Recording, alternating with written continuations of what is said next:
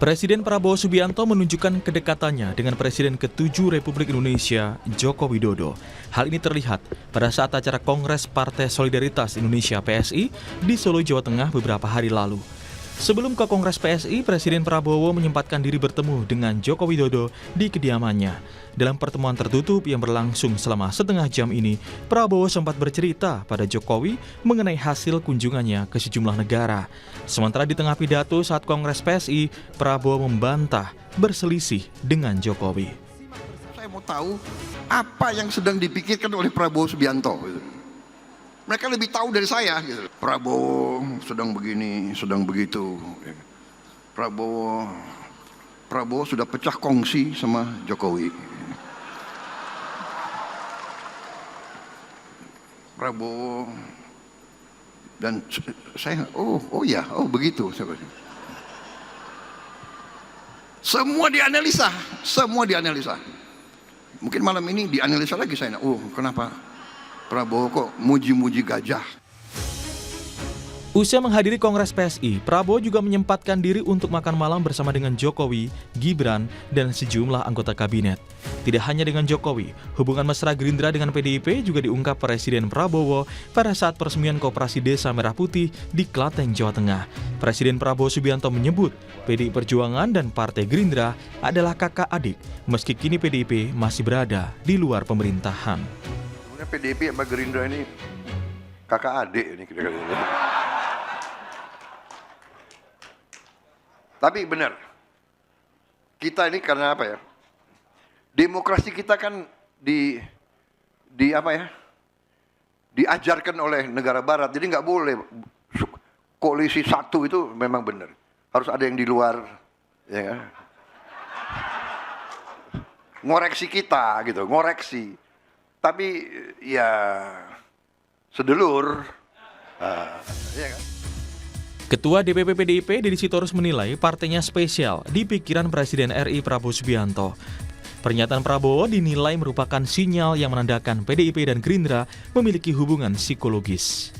Saya kira itu hanya sinyal-sinyal yang ingin ditunjukkan Pak Prabowo bahwa PDI Perjuangan punya hubungan psikologis juga dengan Gerindra, karena dulu ketika awal berdirinya Gerindra kan Pak Prabowo menjadi wakil Ibu Mega tahun 2009.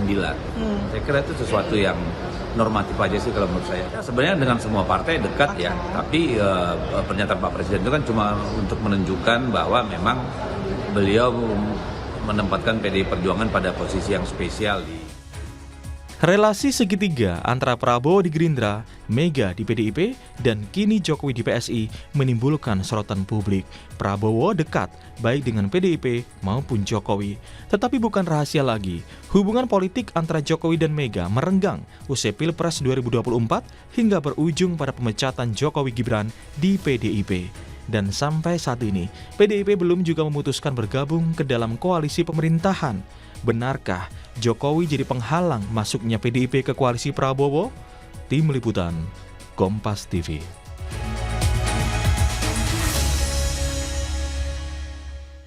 Saudara, kedekatan antara Prabowo di Gerindra, Mega di PDIP, dan kini Jokowi di PSI memang bukan rahasia lagi. Prabowo akrab baik dengan PDIP maupun Jokowi. Tetapi hubungan politik antara Jokowi dan Mega hingga kini masih renggang usai pecah kongsi pada Pilpres 2024. Dan sampai saat ini PDIP belum juga memutuskan bergabung ke dalam koalisi pemerintahan. Benarkah Jokowi yang mendukung PSI jadi penghalang koalisi PDIP ke pemerintahan? Pagi ini kita akan bahas dengan sejumlah narasumber, diantaranya politisi PDIP yang juga anggota DPR fraksi PD Perjuangan Andreas Hugo Parera. Selamat pagi Bang Hugo. Selamat pagi Mario. Terima kasih Bang sudah bergabung. Politisi Partai Gerindra Hendarsam Marantoko yang ada di studio. Selamat pagi Bang Hendarsam. Pagi Mario. Terima kasih semuanya. Bang Hugo. Dan juga Direktur Eksekutif Indikator Politik Indonesia Burhanuddin Mutawi. Mas Burhan, selamat pagi. Pagi Mario, pagi Ya. Mas Andreas. Selamat pagi Bapak, terima kasih sudah bergabung di Dialog Sapa Indonesia pagi hari ini. Saya ke Bang Hendarsam dulu. Bang Hendarsam, bagaimana Anda melihat kakak adik Bang? Tapi kan ini sebenarnya yang jadi pembicaraan satu hari sebelumnya mesra-mesra dengan Pak Jokowi di Solo. Besoknya tiba-tiba bilang kakak adik di depan Mbak Puan. Anggapan Anda? Kita mulai dari mana dulu ya? Dari kakak adiknya dulu ya. Iya, iya, Kakak adik itu saya sudah beberapa kali menyampaikan sebelum Pak Prabowo juga menyampaikan bahwa kakak adik itu bisa dilihat dari beberapa variabel. Sebenarnya ada 3 variabel yang bisa kita lihat, adalah bahwa PDIP dan Gerindra itu mempunyai kesamaan ideologi ya, nasionalisme, kerakyatan.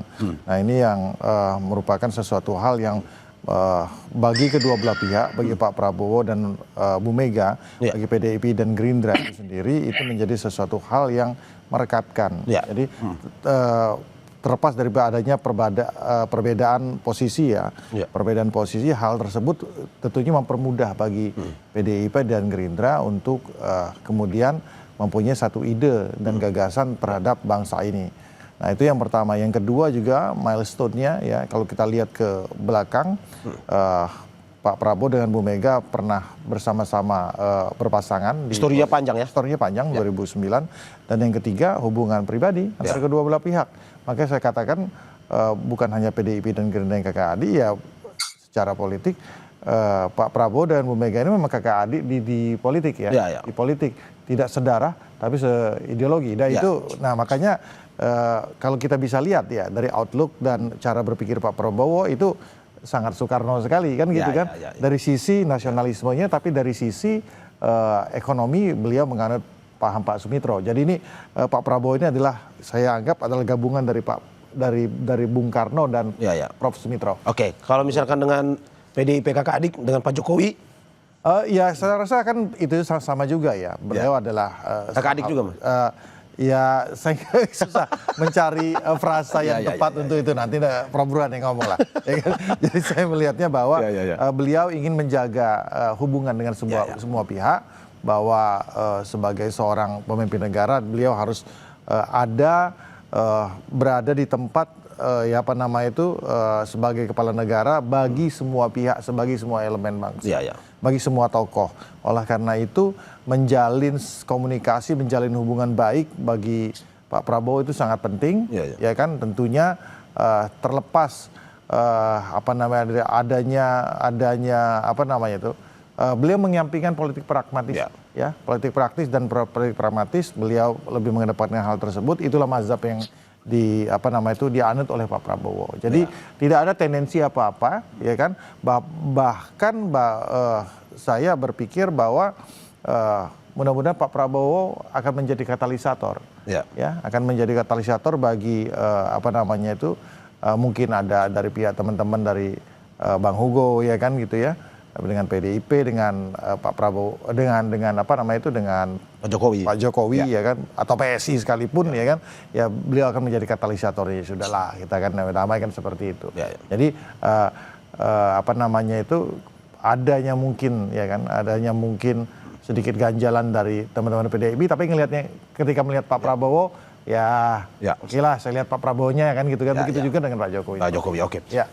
Saya ke Bang Andre Hugo, bagaimana Anda melihat, tadi kita sudah bahas terkait dengan pernyataan kakak adik dari Pak Prabowo. Kalau dari PDIP sendiri melihatnya seperti apa pernyataan kakak adik ini? Ya, saya kira Pak Prabowo menggunakan analogi yang bagus sekali gitu, tepat gitu, dalam arti gini, secara sosiologis ya, artinya hubungan sosial, hubungan kakak adik itu jauh lebih dahulu gitu daripada hubungan kekuasaan, hubungan politik gitu.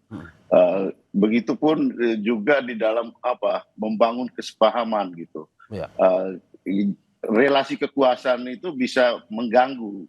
Tetapi kalau kita bicara soal hubungan sosial, pengertian antara kakak dan adik itu akan jauh lebih baik gitu dibandingkan dengan relasi-relasi yang lain gitu. Oleh karena itu saya kira analogi yang disampaikan oleh Pak Prabowo itu seperti tadi juga yang disampaikan oleh Mas Hendarsa, bahwa ya dia menempatkan dia coba untuk mempunyai hubungan yang baik dengan semua komponen bangsa ini, tapi dia menempatkan PDI Perjuangan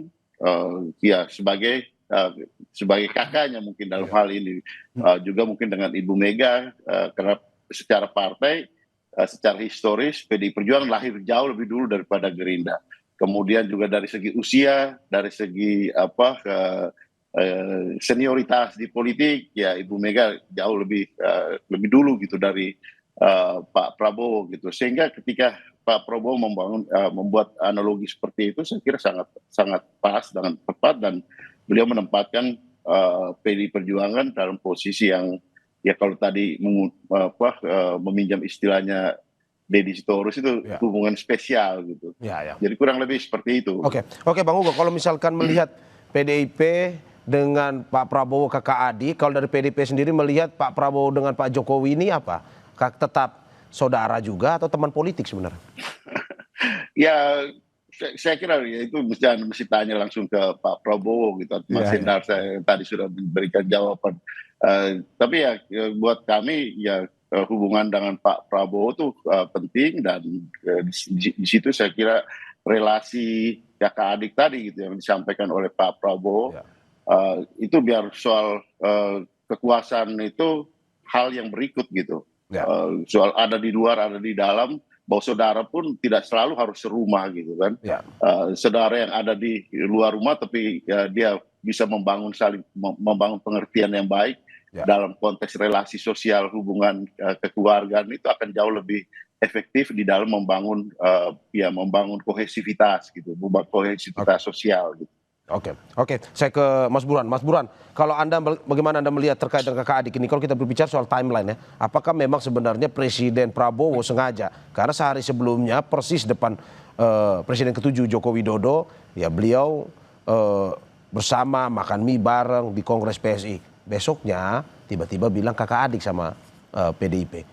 Apa analisis Anda menurut Anda? Iya, jadi tidak ada kebetulan dalam politik. Ya. Politik itu bagaimanapun penuh dengan desain dan skenario. Dan kalau kita melihat figur seorang Prabowo Subianto, apa yang disampaikan dalam dua forum yang berbeda, tetapi dengan audiens yang juga berbeda, itu menunjukkan kepintaran Pak Prabowo untuk merangkul semua kekuatan yang relatif pada dasarnya punya masalah masing-masing, tetapi tidak punya masalah dengan Pak Prabowo. Coba kalau kita lihat ya, misalnya Pak Prabowo dengan Pak SBY, dengan Ibu Mega, dengan Pak Jokowi, itu tidak ada masalah sama sekali. Tetapi antara Pak SBY dengan Ibu Mega itu masih ada masa lalu ya, sejak tahun 2004. Kemudian Pak Jokowi dengan Ibu Mega juga masih ada masalah yang tersisa sejak 2024 gitu. Tapi ketiganya, para dewa ini, itu tidak ada masalah sama sekali dengan Pak Prabowo. Dan Pak Prabowo menunjukkan dengan sangat cantik untuk berbagi perhatian kepada ketiganya. Pak Prabowo tidak punya keberatan sama sekali untuk datang ke Teguh Umar menemui Ibu Mega, untuk datang ke Pacitan atau ke Cikeas untuk bertemu dengan Pak SBY, dan tidak ada keberatan sama sekali juga untuk datang menemui Pak Jokowi beberapa kali. Jadi lagi-lagi ini kepintaran Pak Prabowo yang menunjukkan sekali lagi pada tingkat elit itu sama sekali tidak ada isu buat Pak Prabowo untuk mendapatkan dukungan dari berbagai macam pihak. Berarti analisis Anda Mas Burhan bukan berarti bahwa Pak Prabowo sebenarnya ingin lebih dekat ke PDIP dan juga Bu Megawati.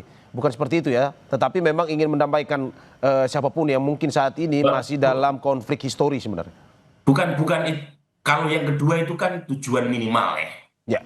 Tetapi yang pertama, dalam diri Pak Prabowo sebenarnya ada semacam kalkulasi politik untuk terus-menerus memasukkan PDI Perjuangan dalam skenario kabinetnya. Jadi karena Pak Prabowo kan figur yang pengen merangkul semua kekuatan di dalam. Saya punya kritik ya terhadap pendekatan semacam ini, karena akan melemahkan checks and balances dan melupakan parlemen sebagai salah satu kekuatan penting buat kontrol kekuasaan. Tetapi sikap Pak Prabowo itu dari dulu seperti itu. Jadi pengen merangkul semua pihak termasuk yang kalah untuk masuk ke dalam. Cuma gitu ya, pernyataan terakhir Pak Prabowo di depan Mbak Puan itu menyisakan kesan bahwa sampai sekarang tujuan itu belum tercapai. Kan kata-katanya adalah nggak apa-apa di luar untuk kontrol kekuasaan, tapi tetap sedulur. Artinya persis seperti yang selama ini Bung Andreas Hugo sampaikan, bahwa sikap PDI Perjuangan itu sebagai mitra strategis, sebagai kekuatan oposisi, tetapi Oke. tidak oposisional, konfrontatif ya melawan kekuasaan. Oke. Kira-kira itu minimal Sebelum per hari saya, ini. sebelum saya ke Mas Hendarsam, Mas Burhan terakhir, kalau pada akhirnya tujuan Pak Prabowo ini tidak terjadi, tidak realistis, hitung-hitungan politiknya ambil Ibu Mega atau ambil Pak Jokowi? Begini ya, kalau Ya. kalau Pak Prabowo kan tadi maunya dua-duanya. Ya, Cuma masalahnya adalah antara keluarga besar PD Perjuangan dengan Pak Jokowi kan masih ada residu yang belum Ya. selesai. Nah, kalau misalnya Pak Ibu Mega atau PD Perjuangan keberatan karena masih ada jejak Pak Jokowi di kekuasaan Pak Prabowo, yaitu masalahnya bukan di Pak Prabowo, berarti kembali ke PD Perjuangan apakah keberatan atau tidak untuk berdampingan dengan dengan Pak Jokowi dan gengnya. Ya, Nah, ya. kira-kira begitu. Jadi masalahnya sekarang kembali ke PD Perjuangan. Bersedia atau tidak, kalaupun toh misalnya masuk ke dalam pemerintahan, itu berdampingan dengan kekuatan yang mendukung Pak Jokowi, yang notabene sekarang menjadi bagian dari kekuatan Pak Prabowo juga. Demikian juga kembali ke Pak Jokowi, keberatan atau tidak, kalau misalnya PD Perjuangan bergabung. Oke. Jadi kalau menurut saya sih dari 3 itu sekarang tinggal kembali ke Bang Andreas. Oke. Karena sepertinya Mario, Ya. untuk memisahkan antara Pak Prabowo dengan Pak Jokowi, meskipun relasinya relasi politik kekuasaan ya sejak 2024, sepertinya sulit karena kembali ke sikap Pak Prabowo. Pak Prabowo itu banyak orang yang mengatakan figur yang loyal, yang setia pada orang, apalagi pada orang yang pernah membantunya. Ya. Jangan lupa, Pak Prabowo menjadi presiden itu sudah sekian kali dia coba. Sejak tahun 2004 ketika masuk konvensi Partai Golkar. Tapi baru tahun 2024, 2 dekade setelah pertama kali Pak Prabowo mencoba menjadi capres di konvensi Partai Golkar, akhirnya bisa direalisasikan dengan bantuan Pak Jokowi. Jadi memang besar ya kontribusi Pak Jokowi. Hitung-hitungan politiknya juga tinggi ya. Saya Tinggi. Bang Hendarsam, saya ini tahan sebentar, saya mau ke Mas Andre. Ini Bang Hugo. Bang Hugo, bagaimana Anda melihat ini? Presiden Prabowo ingin ya ada harmonisasi lah antara Pak Jokowi juga dengan Bu Mega. Tapi bagaimana misalkan diajak nantinya, apakah PDIP bersedia misalkan tetap ada Pak Jokowi, PDIP diajak gabung. Oke, misalkan lupakan mitra strategis di luar, tapi diajak bergabung ke dalam. Ya itu kan pikiran Mario aja itu. Sebentar Pak Prabowo kan sudah bilang tadi gitu, ya menempatkan di dalam hubungan relasi yang ada kakak adik, ya mungkin ada yang lain-lain lagi dalam kaitan hubungan kekuasaan. Saya kira ya hubungan seperti ini juga ya tidak kalah baiknya gitu kan dengan apa yang dipikirkan Mario gitu. Jadi kalau seolah-olah bukan ini ya harus itu gitu. Jadi harus pilih dari salah satunya.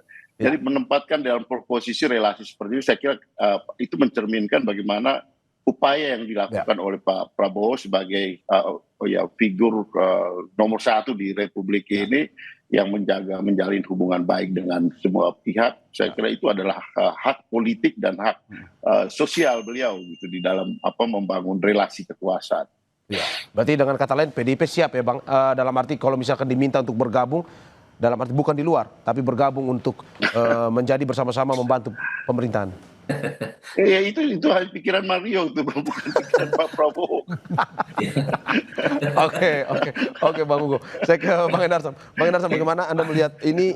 Di satu sisi, seperti Anda bilang juga tadi, Mas Burhan, Bang Hugo juga bilang bahwa ya Presiden ingin sebenarnya ini harmonis saja.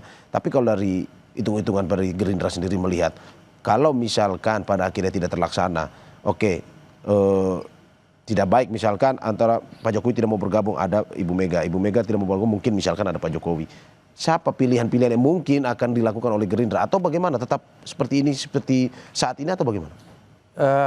Yang bisa menjawab itu ya Pak Prabowo itu sendiri ya. Jadi saya tidak bisa mendahului. Cuman begini, saya melihatnya positioning di dalam dan di luar itu bukan merupakan sesuatu hal yang fundamental dan yang fundamental lah seperti itu ya. Karena kan gini juga, bisa jadi sama-sama di dalam koalisi, tapi isi dan kepalanya tidak sama. Nah, bahkan juga bisa kita pakai antitesa sebaliknya, berada di luar koalisi, tapi isi kepalanya dan gagasannya sama. Kan gitu kan? Betul. Bisa aja seperti itu. Jadi kedua hal ini bukan sesuatu hal yang sifatnya pragmatis semata kan gitu kan. Jadi memang yang dikedepankan itu bahwa bagaimana kita butuh, kalau bahasa mitra strategis kan terlalu smooth ya menurut saya kan, kita butuh kritik sebenarnya dari teman-teman dan koreksi dari teman-teman PDIP yang saat ini berada di luar, bagaimana program-program pemerintah yang sebenarnya itu sudah diacungi jempol oleh Bu Mega itu sendiri, program MBG, program koperasi, Kopdes Merah Putih yang memang menyusur masyarakat wong cilik yang merupakan ideologi daripada PDIP. Agak sedikit sulit bagi saya membayangkan PDIP dan Bu Mega untuk menolak hal tersebut. Makanya oleh karena kan Bu Mega selalu mengedepankan ini Mas Bowo itu bagus, tapi kita butuh dikoreksi oleh Bu Mega dengan beberapa hal yang benar. Nah, itu yang penting sebenarnya. Vitamin itu yang penting.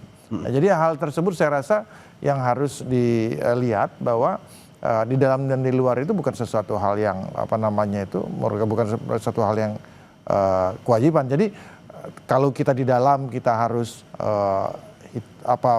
senada, dan begitu di luar kita harus berbeda, nggak seperti itu juga. Politik kita tidak seperti itu. Harus berlangsung cair dan konstruktif lah ke depannya. Oke. Dan pada akhirnya apakah memang melihat hubungan Pak Jokowi dan juga hubungan Ibu Mega ini membuat Pak Prabowo agak susah bergerak atau gimana? Enggak lah, enggak seperti itulah ya kan. Jadi malah disinilah seninya sebagai seorang negarawan untuk melihat mengelola bangsa ini, mengelola ada friksi-friksi di dalam ya kan. Dan untungnya seperti tadi katakan oleh Prof Burhan, untungnya ya kan Pak Prabowo ini tidak pernah mempunyai masalah dengan tokoh-tokoh bangsa ini. Menjadi penengah. Iya, menjadi penengah. Bayangkan kalau yang jadi mungkin kompetitor yang lain kemarin ya kan. Kita akan terpolarisasi kan, itu kan akan lebih gaduh lagi. Nah itu jadi untungnya beliau adalah saya berpendapat beliau adalah orang yang tepat di waktu yang tepat, ya kan. Jadi ya kan seperti itulah. Oke, saya ke Mas Burhan. Mas Burhan, bagaimana Anda melihat bahwa saat ini posisi Presiden memainkan peran sebagai penengah dalam arti bahwa saya mau semuanya bisa harmonis, tetapi apakah mungkin itu terjadi di tengah posisi kondisi saat ini terutama kalau kita lihat antara Ibu Mega dari PDIP dan juga Pak Jokowi? Iya, sebenarnya meskipun PD Perjuangan belum resmi bergabung dengan pemerintahan, tetapi posisi partai sebagai mitra strategis ini sudah menunjukkan kemampuan Pak Prabowo untuk berhasil mendekatkan diri dengan PD Perjuangan. Di saat yang sama PD Perjuangan tentu juga punya ekspektasi karena bagaimanapun ini saya pernah sampaikan ke Bung Andreas, posisi PD Perjuangan kan berbeda ketika PD Perjuangan menjadi oposisi zaman PSBY dibanding ketika PD Perjuangan menjadi kekuatan oposisi di masa Pak Prabowo. Itu saja sudah cukup menguntungkan kan buat Bung Darsa gitu. Itu satu tuh. Nah yang kedua nih, sebenarnya kalau kita melihat politik kita di level elit itu sangat biasa, politisi yang awalnya berduel kemudian menjadi berduel. Persis seperti relasi antara Pak Jokowi dengan Pak Prabowo itu kan rumit itu. Salah satu yang membawa Pak Jokowi selain Ibu Mega ke Jakarta 2012 itu Pak Prabowo. Tapi justru Pak Jokowi yang kemudian melawan Pak Prabowo 2 pilpres sekaligus dan mengalahkannya di 2014 dan 2019. Tetapi di 2024 posisinya berbalik. Sementara kita tahu Pak Jokowi dengan Ibu Mega, bagaimanapun Pak Jokowi itu yang membesarkan Ibu Mega. Tanpa tanda tangan Ibu Mega nggak mungkin Pak Jokowi maju sebagai wali kota. Jadi kompleks relasinya. Nah sekarang pertanyaannya adalah karena kompleksitas itu dan pada titik tertentu juga melibatkan masalah personal, kalau misalnya Ibu Mega bersedia gitu ya masuk dalam kabinet di mana di situ ada Mas Gibran sebagai wapresnya. Nah pertanyaannya kembali ke PDI Perjuangan, ya. Bukan ke Pak Prabowo menurut saya. Karena Pak Prabowo sudah membukakan pintu. Apakah PDI Perjuangan mau masuk atau tidak, itu kembali ke PDI Perjuangan. Dan tentu pertanyaan itu harus datang dari Pak Prabowo ya, berkaitan dengan yang Bu Mario sampaikan. Jadi bukan Bu Mario yang menawarkan, tapi Pak Prabowo. Tadi kan ada pretensi seperti Pak Prabowo sampaikan dalam pidato. Banyak orang yang bertendensi menjadi Pak Prabowo, termasuk Pak Mario Prabowo ini gitu. Ya. Oke, Makanya Bung Andreas nggak bisa menjawab secara terbuka karena yang menawarkan bukan Pak Prabowo langsung, tapi Pak Mario. Oke, saya ke Bang Andre. Ini menarik, Bang Andre.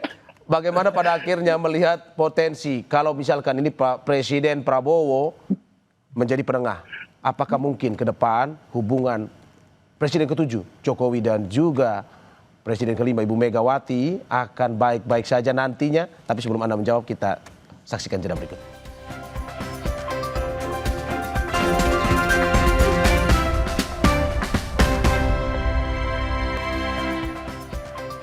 Terima kasih masih di Sapa Indonesia Pagi, saudara, bersama sejumlah narasumber saya. Ada politisi PDIP yang juga anggota DPR fraksi PDI Perjuangan Andreas Hugo Parera, politisi Partai Gerindra Hendarsa Marantoko, dan Direktur Eksekutif Indikator Politik Indonesia Burhanuddin Muhtadi. Saya ke Bang Hugo. Bang Hugo, bagaimana Anda melihat, saat ini Presiden Prabowo ingin menjadi penengah. 1.000 kawan terlalu sedikit, 1 musuh terlalu banyak. Itu sering yang dikatakan oleh Presiden Prabowo. Kalau menurut Anda, apakah mungkin saja keinginan Pak Prabowo untuk bisa mendamaikan antara Ibu Mega dan Pak Jokowi ini bisa terrealisasi nantinya? Atau bagaimana dari hitung-hitungan politik PDIP? Ya, itu kan kata Mario seperti yang tadi apa saya sampaikan tadi. Pak Prabowo juga tidak berbicara soal menjadi penengah, dan saya kira yang lain itu udah masa lalu. PDI Perjuangan itu udah masa lalu gitu. Jadi tadi bagus sekali apa yang disampaikan oleh Mas Hendarsa tadi gitu, bahwa ya di dalam satu rumah belum tentu punya pikiran yang sama gitu kan. Betul. Dan saya kira di luar terus kemudian mengingatkan saudara yang ada di dalam. Saya kira itu penting gitu untuk Pak Prabowo juga gitu. Karena tadi kita lihat ini di dalam relasi kekuasaan ini kita harus benar-benar juga berhitung gitu, bahwa apalagi dengan melihat kalau tadi menganalisa karakter dari tokoh-tokoh politik ini kan sudah bisa kelihatan juga, sudah bisa terbaca gitu. Jadi kalau Pak Prabowo menempatkan posisi yang menganggap PDI Perjuangan sebagai keluarga, sebagai kakak, dan kemudian ada di luar dan kemudian saling mengingatkan, itu juga bukan hal yang buruk.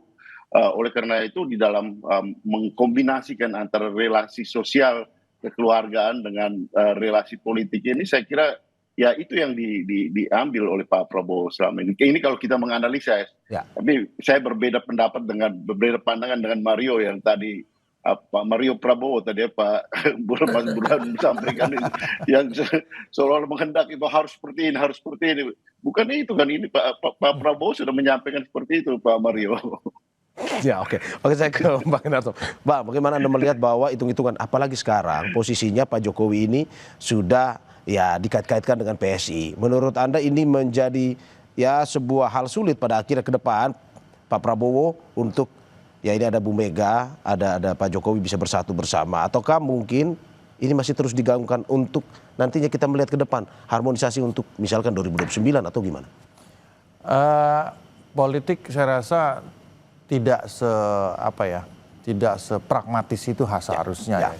Dan Pak Prabowo menganut azas bahwa kepentingan pribadi itu harus dikesampingkan, ya kan. No hard feeling tentang masalah itu, kepentingan bangsa harus dikedepankan. Bahwa kalau kita melihat catatan saat ini, Mas Mario, kita lihat kurang lebih 8 bulan pemerintahan Pak Prabowo sangat kondusif sekali, ya kan. Tingkat approval rating beliau 82%. Ya kan, sangat tinggi sepanjang sejarah Indonesia.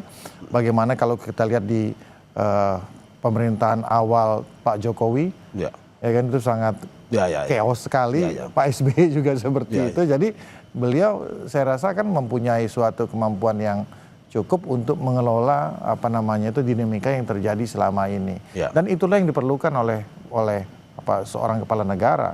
Instrumen dan skill itu yang diperlukan oleh beliau. Tapi tentunya dengan niat yang tulus bahwa udah nanti kalau masalah hitung-hitungan politik ke depan itu tidak, bahwa beliau ingin menjaga hubungan dengan semua pihak. Di satu segmen dan satu acara beliau mengatakan bahwa beliau adalah seorang yang beliau adalah seorang marhaen, ya kan. Di satu sisi kemudian beliau dengan Pak Jokowi juga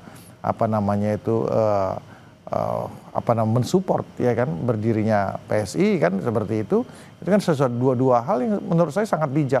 Pemimpin itu satu yang diperlukan adalah wisdom, dan Pak Prabowo menggunakan bijaknya dan wisdomnya itu dalam berhubungan dan berkorelasi dengan semua pihak. Itu sih yang penting menurut saya. Pada akhirnya Presiden Prabowo ingin melihat bahwa di satu sisi personal harus jalan, dalam arti hubungan personal, hubungan politis pun akhirnya mengikuti. Menurut Anda seperti itu? Iya, seperti itu. Kan tentunya itu kedua hal tersebut bisa berjalan beriringan, tapi tentunya juga memang setiap partai kayak gitu kan mempunyai kepentingannya masing-masing. Tapi ya Pak Prabowo tetap berprasangka baik bahwa saatnya ini baru 8 bulan, mungkin belum lama ya, mau jalan 9 bulan, ya kita tepiskan dulu hal tersebut lah ya. Kita ini banyak sekali revolusi yang harus kita lakukan ke depannya, bagaimana program-program kerakyatan beliau ini bisa berjalan.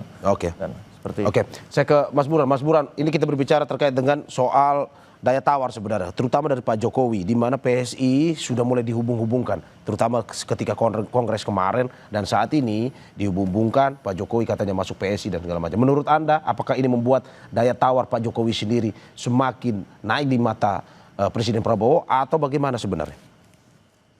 Sebenarnya hitung-hitungan paling mudah untuk dikalkulasi secara berbarengan oleh politisi adalah berapa kursi yang diperoleh oleh masing-masing partai di parlemen.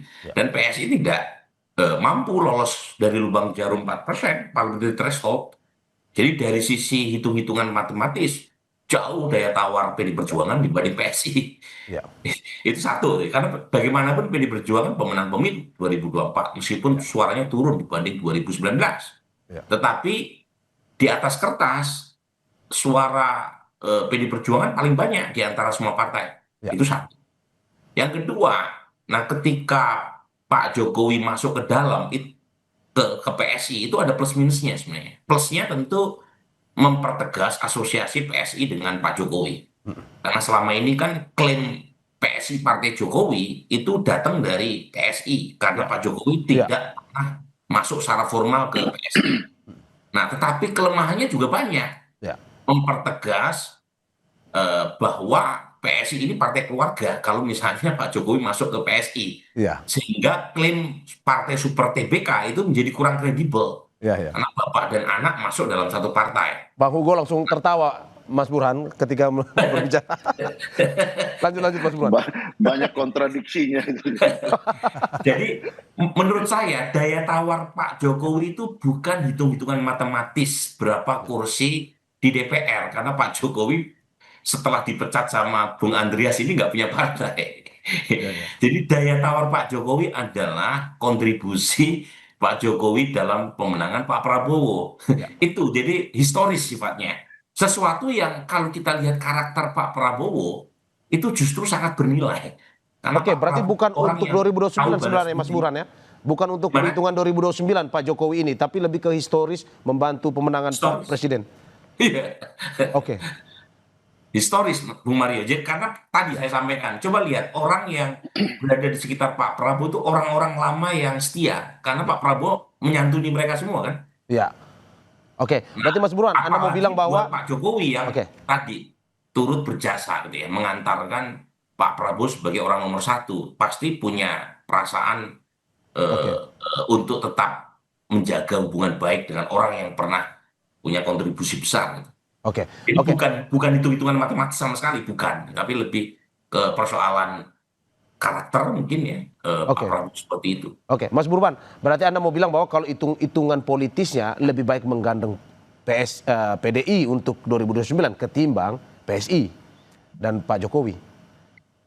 Nah, jadi Bung Mario ini logikanya tuh dalam politik nggak seperti itu. Jadi bukan either or namanya ya. Bukan ini berarti yang lain tidak, bukan kayak begitu. Dalam politik itu bukan either or, Ya. tetapi dua-duanya kalau bisa. Kalau Catch bisa all. semuanya lah. Oke, oke. Gitu. Oke. Jadi juga kalau saya melihat Ya. Pak Prabowo tuh maunya dua-duanya, Oke.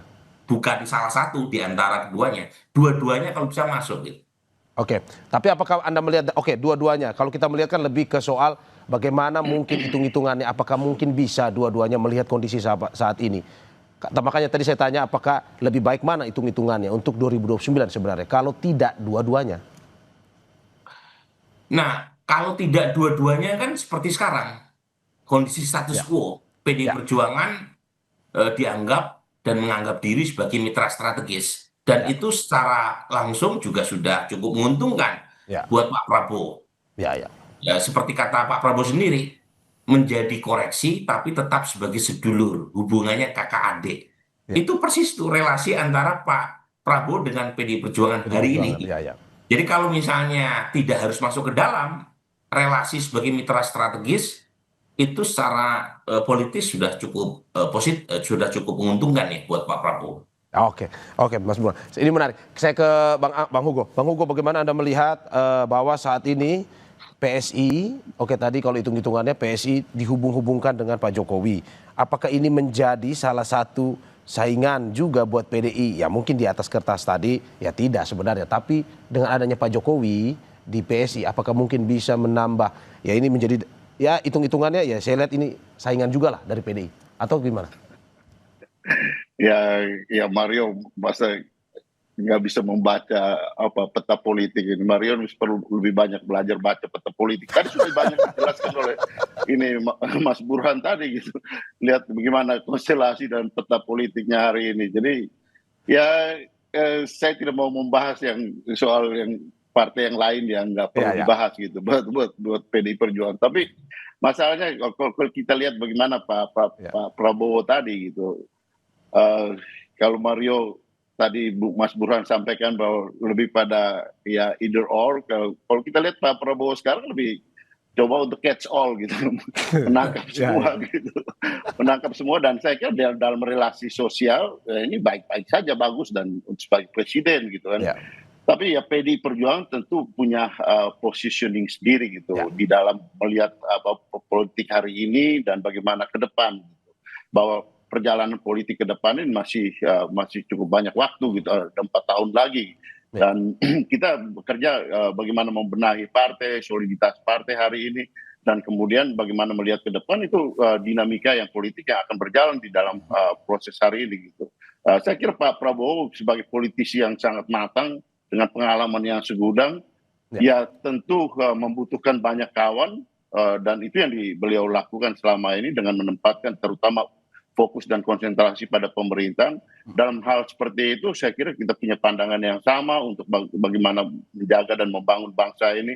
Tetapi di dalam politik kan relasi kekuasaan yang saya katakan tadi, saya sependapat dengan ya Mas Hendarsa tadi gitu, bahwa meskipun serumah tapi belum tentu orang mempunyai pandangan yang sama gitu, pikiran yang sama.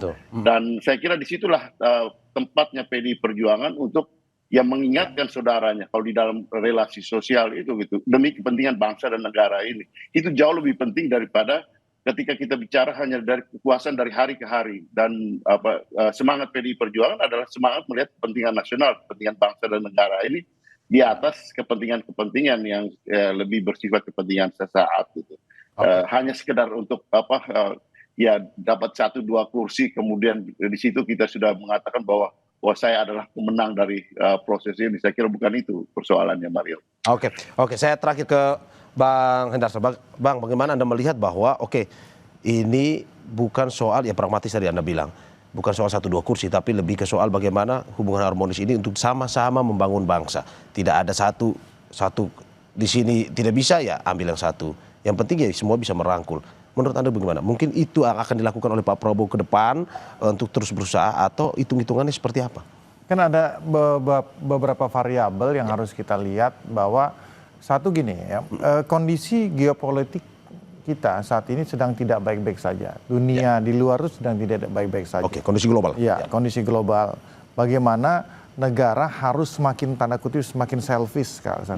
Ya kan harus memikirkan dirinya sendiri. Ya kan dibandingkan memikirkan negara lain. Nah, itu penting sekali ya kan. Itu yang mungkin tidak terjadi di periode-periode sebelumnya. Karena situasi global itu sangat sangat menantang dan oleh karena itu makanya pentingnya untuk kita sama-sama bersatu. Dan saya rasa ini semua harus sadar lah ya. Kalau ada beberapa pihak yang mencoba mengganggu ya kan harmonisasi antara yang ingin dibangun oleh Pak Prabowo dengan Pak SBY, dengan Bu Mega, dengan Pak Jokowi ya saya rasa itu kan infiltrasi dari asing itulah yang beliau katakan itu. Betul, nah, jadi oleh karena itu ya kan kalau ketika semua ini bisa beliau orkestrasi dengan baik ya kan terlepas daripada masalah-masalah yang di belakang sejarah-sejarah ke belakang, tapi kalau kita bersatu, setidaknya bersatu dalam gagasan, ya kan, bersatu dalam program, bagaimana semua ini bisa berjalan dengan baik, bagaimana kita bisa benar-benar berdikari, ya kan, berdiri di atas kaki kita sendiri seperti yang dikatakan oleh Bung Karno. Maka oleh karena itu ya tantangan global dan kedepannya itu bisa kita hadapi dengan baik. Itu kan yang paling penting kan sebenarnya kan. Jadi itu sebenarnya keadaan yang saat ini. Jadi mungkin saja kalau situasi global tidak baik-baik saja, ya mungkin kita tidak perlu juga terlalu bagaimana ya, terlalu dinamikanya mungkin bisa lebih tajam lagi. Tapi kan nggak harus seperti itu. Dan saya rasa semua tokoh mempunyai sifat negarawan bahwa kepentingan bangsa kita di atas segalanya. Itu yang saat ini. Ketimbang politik pragmatis tadi ya? Iya, kesampingan dulu lah itulah ya kan. Nantilah 1-2 tahun terakhir lah 2029 lah kita. Oke. Terima kasih Bapak-Bapak atas apa yang disampaikan. Anggota DPR fraksi PD Perjuangan Andreas Hugo Parera dan juga politisi Partai Gerindra Endarsa Martoko serta Direktur Eksekutif Indikator Politik Burhanuddin Muhtadi. Terima kasih atas apa yang disampaikan dan semoga ini bisa memberikan masukan juga terkait dengan terutama membangun bangsa kita ke depan di samping politik pragmatis itu. Terima kasih Bapak-Bapak, sehat selalu. Ya, Terima kasih. Bang Hugo, Terima kasih. Bang Burhan, terima kasih. Andrea. Ya, saudara, jangan kemana-mana. Sapa Indonesia Pagi akan segera kembali dengan informasi lainnya. Salah satunya, imbas keracunan massal siswa di SMP Negeri 8 Kota Kupang, Nusa Tenggara Timur. Aktivitas belajar mengajar sekolah diliburkan. Informasinya usai jeda.